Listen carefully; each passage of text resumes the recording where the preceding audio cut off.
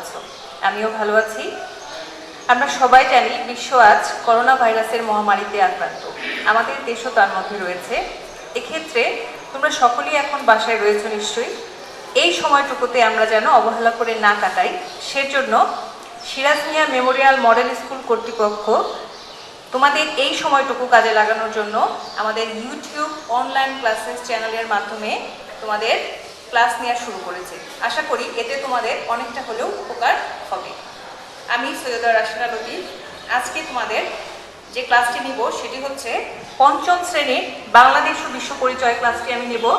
অধ্যায় হচ্ছে 12, যার নাম হচ্ছে বাংলাদেশ ও বিশ্ব পরিচয়।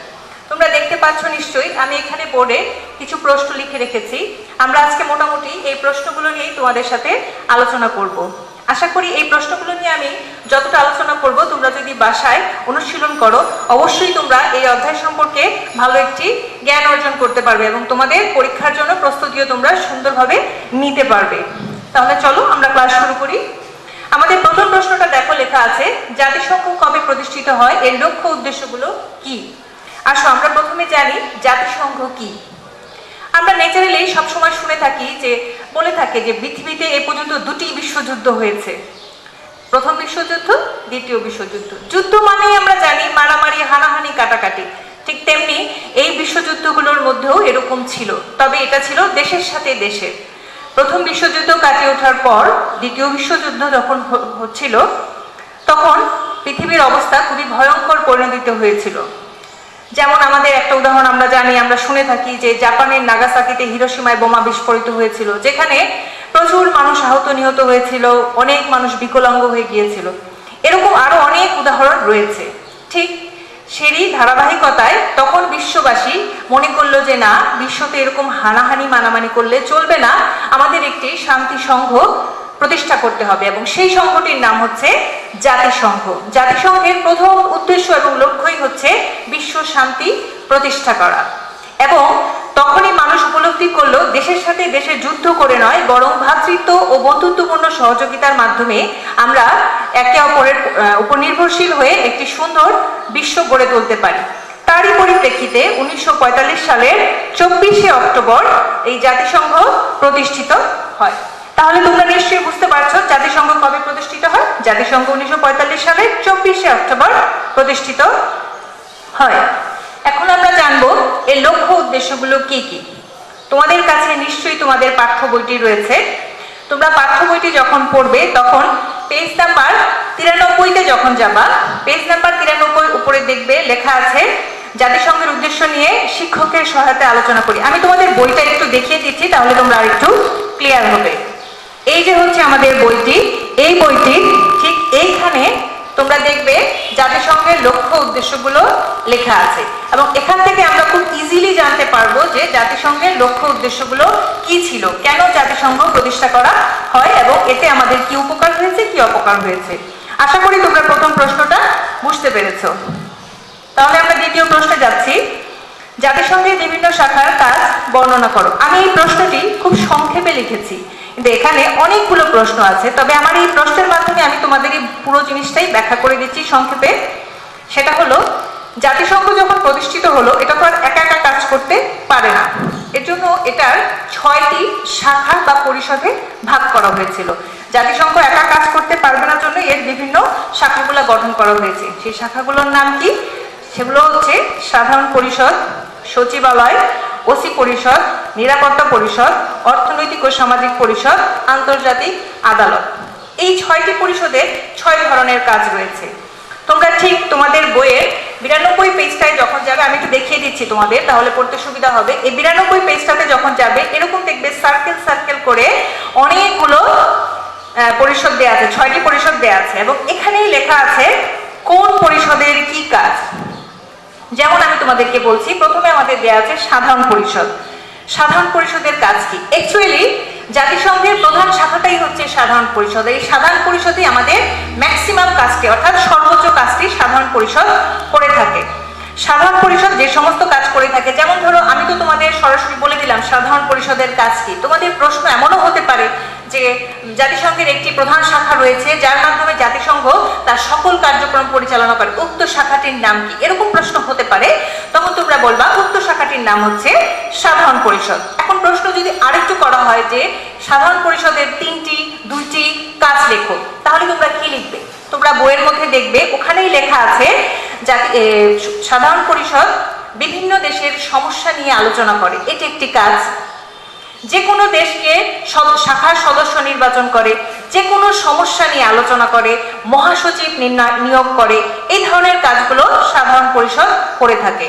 এবং সবচেয়ে মজার বিষয় কি জানো, 1986 সালে বাংলাদেশের হুমায়ুন রশিদ চৌধুরী সাধারণ পরিষদের দায়িত্ব পালন করে এবং প্রত্যেক বছর এই সাধারণ পরিষদের একটি করে সাধারণ সভা অনুষ্ঠিত হয়। এবং আমাদের গর্ব যে 1986 সালের হুমায়ুন রশিদ চৌধুরী এই সাধারণ পরিষদের দায়িত্ব পালন করেছিলেন।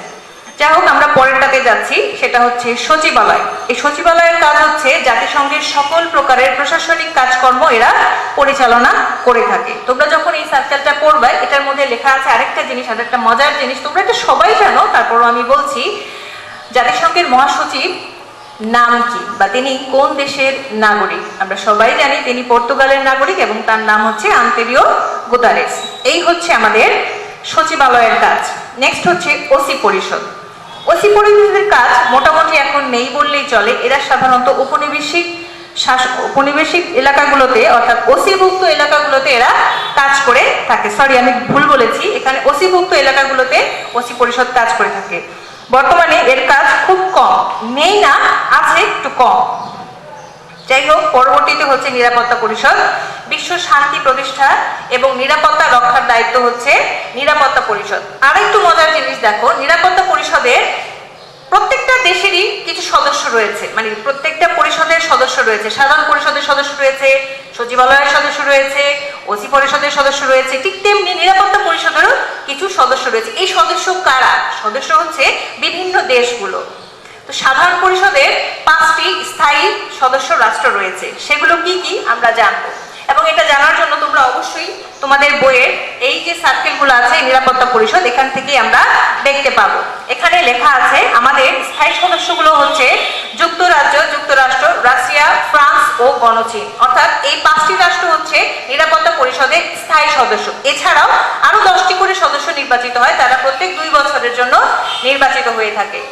এই নিরাপত্তা পরিষদে আরো আমাদের জন্য অনেক অহংকারের বিষয়, সেটা হচ্ছে আমাদের পুলিশ ও সশস্ত্র বাহিনী বিশ্ব শান্তি প্রতিষ্ঠায় বিশ্বের বিভিন্ন রাষ্ট্রে তারা নিরাপত্তা রক্ষায় কাজ করে যাচ্ছে। এই হচ্ছে নিরাপত্তা পরিষদের কাজ। তারপর হচ্ছে অর্থনৈতিক ও সামাজিক পরিষদ। অর্থনৈতিক ও সামাজিক পরিষদ এটা বিভিন্ন ধরনের কাজ করে থাকে।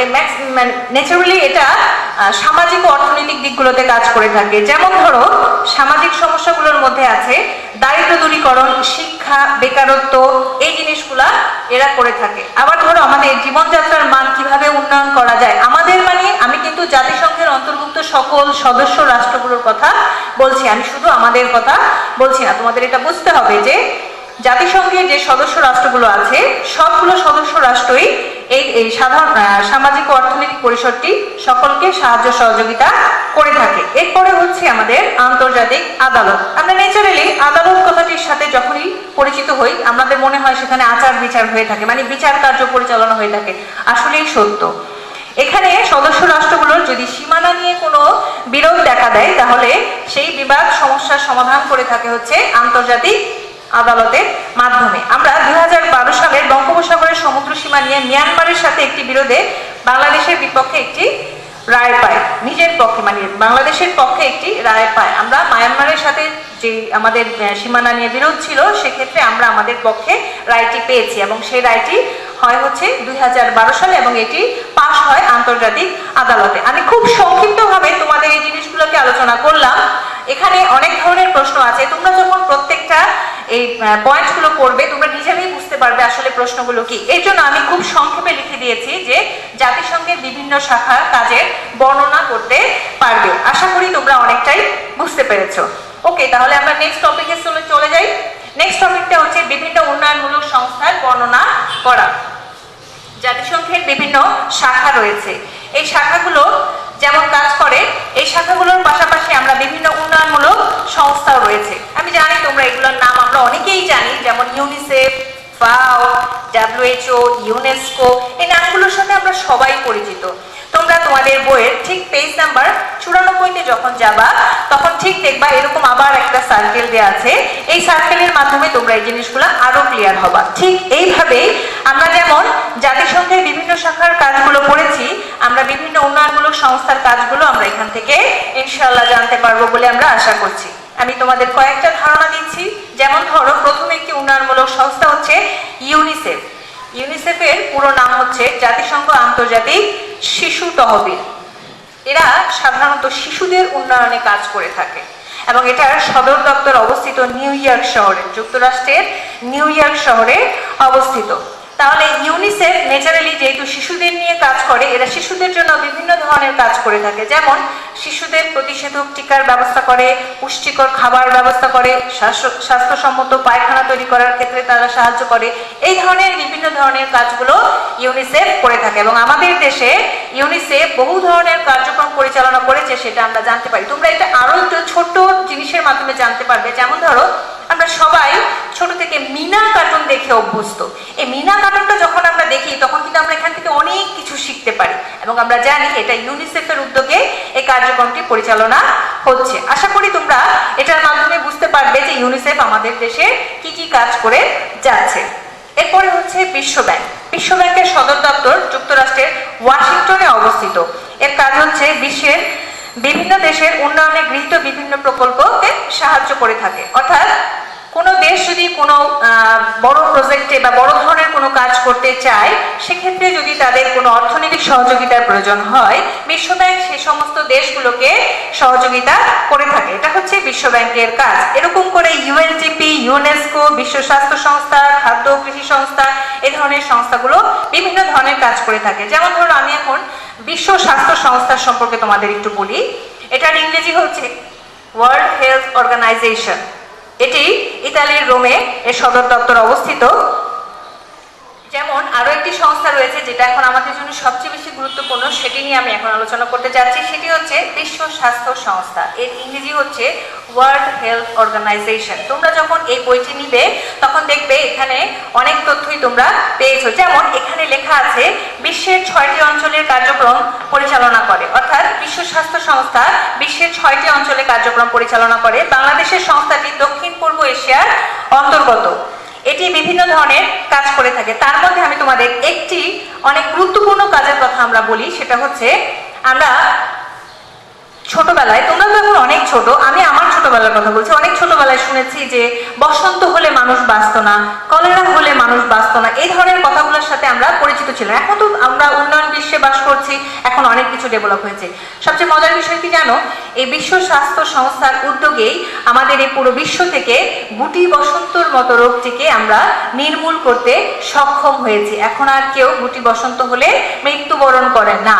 এটা হচ্ছে যাদের বিশ্ব স্বাস্থ্য সংস্থার একটি অন্যতম সাফল্য আমি মনে করি। যাই হোক, এভাবে করে বিশ্বের বিভিন্ন দেশের স্বাস্থ্য রক্ষার প্রয়োজনীয়তা উপায় সম্পর্কে সচেতন করার জন্য প্রতি বছর 7ই এপ্রিল আমরা বিশ্ব স্বাস্থ্য দিবস পালন করে থাকি এবং এই দিবসটির মাধ্যমে আমরা সকলে আমাদের স্বাস্থ্য সচেতন সম্পর্কে জানতে পারি। বর্তমানে আমরা জানি এই করোনা ভাইরাসের প্রকোপে বিশ্ব স্বাস্থ্য সংস্থা আমাদের বিভিন্ন ধরনের স্বাস্থ্যবিধির গাইডলাইন, প্রত্যেকটি দেশের পরিস্থিতি, এর ভ্যাকসিন কিভাবে কি কাজ করবে, কোন বৈজ্ঞানিক কোন দেশ কিভাবে কাজ করছে, সকল প্রকারের তথ্য আমরা অনলাইনের মাধ্যমে পেয়ে থাকি। তাহলে বুঝতে পারছি যে বিশ্ব স্বাস্থ্য সংস্থা আমাদের জন্য এখন কত বেশি গুরুত্বপূর্ণ। যাই হোক, এরপরটাতে আমরা যাচ্ছি, সেটি হচ্ছে খাদ্য ও কৃষি সংস্থা। খাদ্য ও কৃষি সংস্থা, এটি সদর দপ্তর ইতালির রোমে অবস্থিত। এই খাদ্য ও কৃষি সংস্থার কাজ হচ্ছে এই সদস্য রাষ্ট্রগুলোর অর্থাৎ বিশ্বের প্রত্যেকটি দেশের মানুষের যখন নাকি কোনো খাদ্যর সমস্যা হয় তখন এরা সহযোগিতা, এই সংস্থাটির মাধ্যমে আমরা সাহায্য সহযোগিতা পেয়ে থাকি। যেমন ধরো, এখন এই করোনা ভাইরাসের কথাই আমাকে বারবার বলতে হচ্ছে, কারণ আমরা যেহেতু এখন এটার মধ্য দিয়ে সময় অতিবাহিত করছি, আমরা জানি এখন আমরা কত ভয়ঙ্কর সময়ের মধ্যে দিন পার করছি। আমাদের এই সময়ের মধ্যে আমাদের যেমন খাদ্যের যদি কোথাও কোনো সমস্যা দেখা দিয়ে থাকে, যদি কোথাও কখনো খুব মারাত্মক খাদ্যের কোনো ঘাটতি দেখা দেয়, অবশ্যই এই বিশ্ব খাদ্য ও কৃষি সংস্থা আমাদেরকে সাহায্য সহযোগিতা, শুধু আমাদেরকে না পুরো বিশ্বকে সাহায্য সহযোগিতা করবে বলে আমরা আশা রাখছি এবং আশা রাখছি না এবং এটা করে যাচ্ছে তারা। যাই হোক, এরপরে হচ্ছে ইউনেস্কো। আমাদের এটা আরেকটা প্লাস পয়েন্ট। আমি এটা বলার আগে তোমাদের আরেকটু মজার ব্যাপার বলে নিই, সেটা হচ্ছে এই ইউনেস্কো, আমরা যে এখন প্রত্যেক 21শে ফেব্রুয়ারি আন্তর্জাতিক মাতৃভাষা দিবস পালন করি, সেটা কে আমাদের স্বীকৃতি দিয়েছে জানো? হ্যাঁ, তোমরা জানো নিশ্চয়ই। এটা হচ্ছে ইউনেস্কো আমাদেরকে এই অনুমোদনটা দিয়েছে এবং যার প্রেক্ষিতে পুরো বিশ্ব আমরা আজকে 21শে ফেব্রুয়ারি আন্তর্জাতিক মাতৃভাষা দিবস পালন করে থাকি। এটা কিন্তু আমাদের জন্য অনেক গর্বের বিষয়। এই সংস্থাটি অর্থাৎ ইউনেস্কো সংস্থাটি হচ্ছে সাংস্কৃতিক ও শিক্ষা বিষয়ক সংস্থা। এর সদর দপ্তর ফ্রান্সের প্যারিসে অবস্থিত। এছাড়াও এই ইউনেস্কো আরেকটা জিনিস করে থাকে, সেটা হচ্ছে বিভিন্ন ঐতিহাসিক স্থান ও নিদর্শনকে এরা বিভিন্ন ধরনের স্বীকৃতি দিয়ে থাকে। যেমন আমাদের দেশের পাহাড়পুর, তারপর সুন্দরবন, এই ধরনের প্রত্নতান্ত্রিক নিদর্শনগুলোকে সংরক্ষণ করা, এদেরকে বিশ্ব দরবারে তুলে ধরা, এই ধরনের কাজগুলো ইউনেস্কো আমাদেরকে সাহায্য সহযোগিতা করে থাকে। এভাবে করে মোটামুটি আমরা জাতিসংঘের বিভিন্ন উন্নয়নমূলক সংস্থাগুলোর কাজ সম্পর্কে আমরা কিছুটা হলেও জানতে পারলাম। তোমরা যখন পাঠ্যপুস্তকটি পড়বে, তোমরা আশা করি এর থেকেও অনেক ভালো করে তোমরা বুঝতে পারবে। তাহলে তোমাদেরকে প্রথম থেকে আমি আবার একটু বলি, জাতিসংঘের বিভিন্ন শাখার কাজ বর্ণনা করো। আমরা জানি জাতিসংঘের 6টি কাজ, ইতিমধ্যে আমি বলে ফেলেছি জাতিসংঘের 6টি শাখা রয়েছে। এই 6টি শাখা, একটি হচ্ছে শাখা, আরেকটি হচ্ছে উন্নয়নমূলক সংস্থা। দুটো কিন্তু দুই জিনিস, এটা তোমাদের মাথায় রাখতে হবে। জাতিসংঘের শাখা হচ্ছে 6টা আর উন্নয়নমূলক সংস্থাগুলো হচ্ছে ইউনিসেফ, ইউএনডিপি, বিশ্ব স্বাস্থ্য সংস্থা, খাদ্য ও কৃষি সংস্থা, ইউনেস্কো, বিশ্ব ব্যাংক। এই 6টা সংস্থা আপাতত তোমাদের বইয়ে এখন দেওয়া আছে। আমরা এই সম্পর্কেই এতক্ষণ জানলাম। আশা করি তোমরা এতে অনেকটাই বুঝতে পেরেছো। আচ্ছা, তারপরে আমরা নেক্সট চলে যাচ্ছি। তোমরা আর একটা মজার জিনিস, সেটা হচ্ছে যে কেস, CASE, তোমরা পেজ নাম্বার, তোমাদের পাঠ্য বইয়ের পেজ নাম্বার 95-এ যখন যাবে, অর্থাৎ 95 পৃষ্ঠায় যখন যাবে, তোমরা দেখতে পাবে ওখানে লেখা আছে কেস, অর্থাৎ এর নাম হচ্ছে clean years and sustainable environment, অর্থাৎ বিশুদ্ধ বায়ু ও টেকসই পরিবেশ। এইটি বিশ্ব ব্যাংকের পরিচালনায় পরিচালিত হচ্ছে। এই প্রকল্পটি বিশ্ব ব্যাংকের পরিচালনায় পরিচিত হচ্ছে। এর কাজ হচ্ছে যানবাহন ও ইটের ভাটা থেকে নির্গত যে ধোঁয়াগুলো বের হয়, এই ধোঁয়াগুলোকে দূর করে আমাদের পরিবেশকে সুস্থ রাখা, এটাই হচ্ছে এই সংস্থার কাজ। তার মানে আমরা এই উন্নয়নমূলক সংস্থাগুলোর সাথেও আমাদের আরেকটি সংস্থা সম্পর্কে অবগত হলাম, সেটি হচ্ছে কেস। এখন আমরা পরবর্তী প্রশ্নে চলে যাচ্ছি, যেটা হচ্ছে সার্ক কবে গঠিত হয়। দেখো, জাতিসংঘ আমরা পড়েছি, এখন আমরা পড়বো হচ্ছে সার্ক। এই দুটো পড়ার আগে আমি একটি কথা বলে নিই, সেটা হচ্ছে জাতিসংঘ হচ্ছে একটি আন্তর্জাতিক সংস্থা। আন্তর্জাতিক সংস্থা মানে কি? যেখানে বিশ্বের প্রত্যেকটি দেশ অন্তর্ভুক্ত, এর জন্য এটাকে বলা হয় আন্তর্জাতিক সংস্থা। ঠিক সার্ক হচ্ছে আঞ্চলিক সহযোগিতা সংস্থা। কেন সেটা আমি বলছি। সেটা হচ্ছে সার্কের পুরো নাম হচ্ছে দক্ষিণ এশীয় আঞ্চলিক সহযোগিতা সংস্থা। অর্থাৎ আমরা বুঝতে পারছি এই নামটির মাধ্যমে যে সার্ক পুরো বিশ্ব নিয়ে কাজ করে না, এটা দক্ষিণ এশিয়ার কয়েকটি দেশ নিয়ে কার্যক্রম পরিচালনা করে। এজন্য এটাকে বলা হয় আঞ্চলিক সহযোগিতা সংস্থা। আর জাতিসংঘ হচ্ছে পুরো বিশ্বকে নিয়ে কাজ করে, এর জন্য জাতিসংঘকে বলা হয় আন্তর্জাতিক সহযোগিতামূলক সংস্থা। আর আবারও বলছি, সার্ক হচ্ছে আঞ্চলিক সহযোগিতামূলক সংস্থা। আচ্ছা, এরপরে হচ্ছে 1985 সালের ডিসেম্বর মাসে মাত্র 60টি দেশ নিয়ে এই সার্ক গঠিত হয়েছিল, তাই না? এটা আমরা সবাই জানি, তোমরা বই খুললেও জানতে পারবে যে 1985 সালের ডিসেম্বর মাসে 60টি দেশ নিয়ে সার্ক গঠিত হয়। সেই দেশগুলো কি কি? বাংলাদেশ, ভারত, নেপাল, ভুটান, শ্রীলঙ্কা, মালদ্বীপ এবং পাকিস্তান। এই হচ্ছে আমাদের 60টি দেশ। কিন্তু আরো মজার বিষয় হচ্ছে, এই যে 60টি দেশ নিয়ে যখন গঠিত হলো, 2007 সালে আরো একটি দেশ এই সার্কের সাথে অন্তর্ভুক্ত হলো। বলো তো দেশটির নাম কি? আমি জানি তোমরা বলতে পারবে, দেশটির নাম হচ্ছে আফগানিস্তান। এখন প্রশ্ন করি আমি তোমাদেরকে, সেটা হচ্ছে তাহলে বলো সার্কের বর্তমানে সদস্য রাষ্ট্র কয়টি? হ্যাঁ, ঠিক ধরেছো তোমরা, সার্কের সদস্য হচ্ছে 8টি সদস্য রাষ্ট্র রয়েছে, অর্থাৎ দক্ষিণ এশিয়ার 8টি দেশ নিয়ে সার্ক গঠিত হয়। তাহলে প্রশ্নটি হচ্ছে সার্ক কবে গঠিত হয়? 1985 সালের ডিসেম্বর মাসের 60টি দেশ নিয়ে সার্ক গঠিত হয়। পরবর্তী 2007 সালে আফগানিস্তান এই সার্কের সাথে অন্তর্ভুক্ত হয় এবং বর্তমানে সার্কের সদস্য সংখ্যা হচ্ছে 8টি। এই হচ্ছে আমাদের সার্ক গঠিত হয় কিভাবে এবং কেন, সেই জিনিসটা আমরা বুঝতে পারলাম। নেক্সট কোশ্চেন হচ্ছে এর লক্ষ্য উদ্দেশ্যগুলো কি কি। ঠিক যেমন আমরা এই জাতিসংঘের লক্ষ্য উদ্দেশ্যগুলো পড়েছি, ঠিক তেমনি সার্কেরও লক্ষ্য উদ্দেশ্য রয়েছে। সার্কের লক্ষ্য উদ্দেশ্যগুলোর মধ্যে যে আমি তোমাদের টোটাল জিনিসটাকে খুব সংক্ষিপ্ত আকারে বলে দিচ্ছি, সেটা হচ্ছে জাতিসংঘ পুরো বিশ্ব নিয়ে কাজ করে, ইজ ইট? কিন্তু সার্ক হচ্ছে আঞ্চলিক সহযোগিতার সংস্থা, অর্থাৎ এখানে 8টি দেশ অন্তর্ভুক্ত। এই 8টি দেশের কাজ হচ্ছে এই জাতিসংঘের সাথে সমন্বয় করে কাজ পরিচালনা করা, অর্থাৎ এখানে সামাজিক, অর্থনৈতিক, ধর্মীয় সকল ধরনের কার্যক্রমগুলো যখন পরিচালনা করে সার্কের অন্তর্ভুক্ত দেশগুলো আগে এগুলা নিজেরা আলোচনার মাধ্যমে তারপর জাতিসংঘের কাছে সমন্বয় করে তারপরে তারা কাজগুলো পরিচালনা করে সদস্য রাষ্ট্রগুলোর উন্নয়ন কাজে তারা অংশগ্রহণ করে থাকে। এভাবে করে সার্ক বিভিন্ন ধরনের কাজ করে থাকে। তারপরে তোমাদের সুবিধার্থে আমি তোমাদেরকে একটু দেখিয়ে দিচ্ছি। এই যে পেজ নাম্বার হচ্ছে 96, পেজ নাম্বার 96 নিচের অংশে তোমরা দেখতে পাবে এখানে সার্কের লক্ষ্য উদ্দেশ্যগুলো দেয়া আছে, যার মধ্যে প্রথম উদ্দেশ্যটি লেখা আছে সদস্য দেশগুলোর অর্থনৈতিক, সামাজিক ও সাংস্কৃতিক অবস্থার দ্রুত উন্নয়ন করে। অর্থাৎ এই যে সার্কের 8টি দেশ রয়েছে, এই 8টি দেশের অর্থনৈতিক, সামাজিক ও সাংস্কৃতিক উন্নয়ন কিভাবে খুব দ্রুত গতিতে করা যায় সেই ধরনের কার্যক্রমগুলো তারা পরিচালনা করে থাকে। এরপরে হচ্ছে দেশগুলোর বিভিন্ন বিষয়ে আত্মনির্ভরশীল হতে সাহায্য করে। আত্মনির্ভরশীল মানে কি?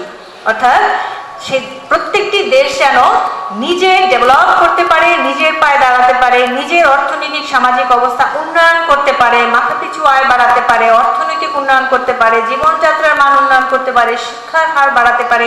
এই জিনিসগুলো যেন প্রত্যেক রাষ্ট্র নিজে নিজে তার দায়িত্বে করতে পারে, এটাকেই বলা হয় আত্মনির্ভরশীলতা। এর জন্য সার্ক এই 8টি দেশের অর্থাৎ সদস্য রাষ্ট্রগুলো যেন আত্মনির্ভরশীলমূলক কাজের মাধ্যমে নিজেদেরকে প্রতিষ্ঠিত করতে পারে, এই ধরনের কার্যক্রম সার্ক পরিচালনা করে থাকে। আবার ধরো আরেকটা পয়েন্ট রয়েছে, বিভিন্ন আন্তর্জাতিক সংস্থার সাথে সহযোগিতাপূর্ণ সম্পর্ক করার মাধ্যমে দেশগুলোর উন্নয়ন সাধন করে। যেমন আমি তোমাদের ঠিক একটু আগে বলেছি যে এই সদস্য রাষ্ট্রগুলো তাদের যে কোনো ধরনের সমস্যা বা তাদের যে কোনো কাজ এই জাতিসংঘের প্রত্যেকটা বা জাতিসংঘের বিভিন্ন শাখা বা বিভিন্ন উন্নয়নমূলক সংস্থা এদের সাথে সমন্বয় করে তারা কাজটি সম্পাদন করে থাকে। এরপরে হচ্ছে দেশগুলোর মধ্যে ভ্রাতৃত্ব সৃষ্টি ও পরস্পর মিলে থাকা, অর্থাৎ যে 8টি দেশ সার্কের অন্তর্ভুক্ত এই দেশগুলো পরস্পর বন্ধুত্বমূলক সম্পর্কে আবদ্ধ থাকবে, এখানে কোনো মারামারি, হানাহানি থাকবে না। এভাবে করে আরো বিভিন্ন ধরনের পয়েন্ট রয়েছে। আশা রাখি তোমরা অনেকটাই ক্লিয়ার হয়েছো। এখন আমি সর্বোপরি তোমাদের সাথে এই অধ্যায়টা নিয়ে আরেকটু কথা বলতে চাই, সেটা হচ্ছে আমরা আজকের এই ক্লাসটুকুর মাধ্যমে জানতে পারলাম জাতিসংঘ কবে প্রতিষ্ঠিত হয়, এর লক্ষ্য উদ্দেশ্যগুলো কি। ঠিক তেমনি আমি যদি আবার শেষের প্রশ্নটায় আসি, সেটাতে দেখতে পাচ্ছি সার্ক কবে গঠিত হয় এবং এর লক্ষ্য উদ্দেশ্যগুলো কি।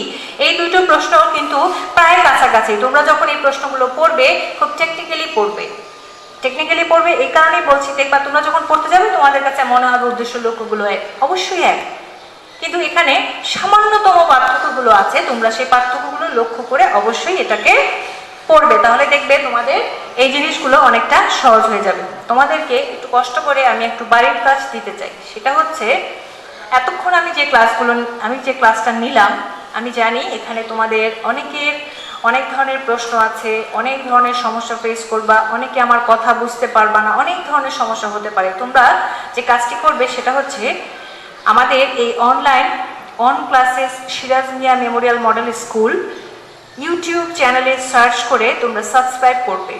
করার ফলে তোমরা এই ক্লাসটি দেখতে পারবে এবং ওখানে দেখবে একটা কমেন্টস বক্স আছে। এই কমেন্টস বক্সে তোমাদের এই অধ্যায়ের যদি কোথাও কোনো সমস্যা থেকে থাকে তোমরা কমেন্টসটা ওখানে লিখে দিবে, আমি অবশ্যই ওটা দেখব এবং পরবর্তীতে যখন আমি আবার ক্লাস দিয়ে তোমাদের মাঝে হাজির হব তখন তোমাদের এই সমস্যাগুলো সমাধান করে দেব। বুঝতে পেরেছো আশা করি আমি কি বলতে চেয়েছি।